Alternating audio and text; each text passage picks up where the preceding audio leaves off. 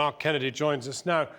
Mark Kennedy, I gather you were offered the chance to, as it were, put your side of the story to the Her Majesty's Inspectorate of Constabulary. Why did you decide not to? Hello there, John.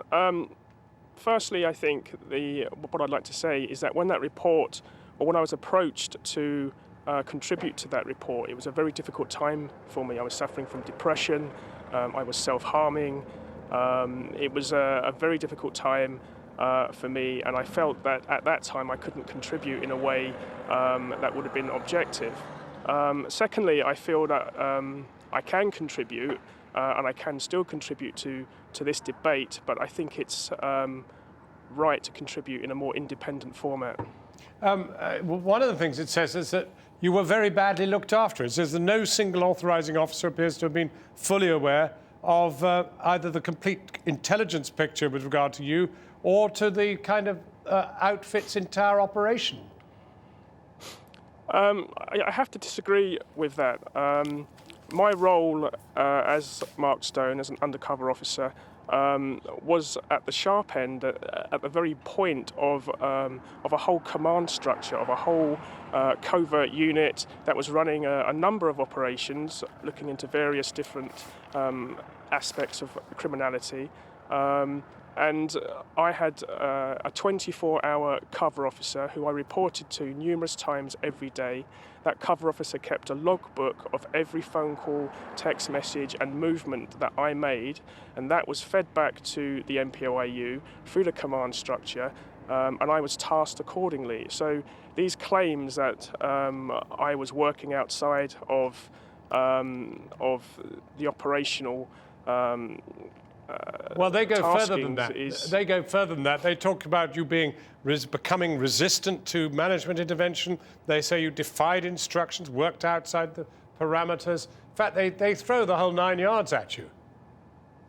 Well, I've read some of that report. I've not had the opportunity to read it in depth just yet, but I've heard those claims, and I'm going to refute that because I worked 7 years extremely hard, almost 24 hours a day, and while the intelligence was being supplied, and there are reports in my personal file that says Kennedy was supplying the golden nuggets of intelligence, that Kennedy was saving the taxpayer millions of pounds in a proportionate policing.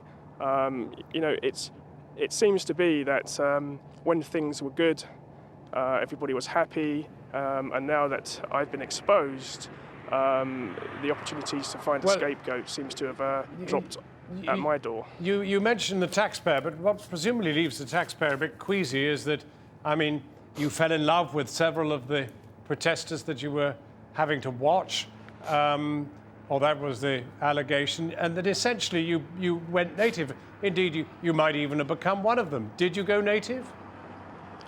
No, I didn't. Not at all? No. Very difficult to fall in love with somebody and at the same time sort of, you know, deal with whether they're plotting to overthrow the state. That's very true, and that's something which I battled with a great deal. You know, I did have some very good friendships. I met some very amazing people and some very dedicated people and passionate people to the causes that they believed in. You didn't ever reach a moment when you thought, when you were able to say to somebody, "Look, I love you so much, I'm going to overthrow the state with you"?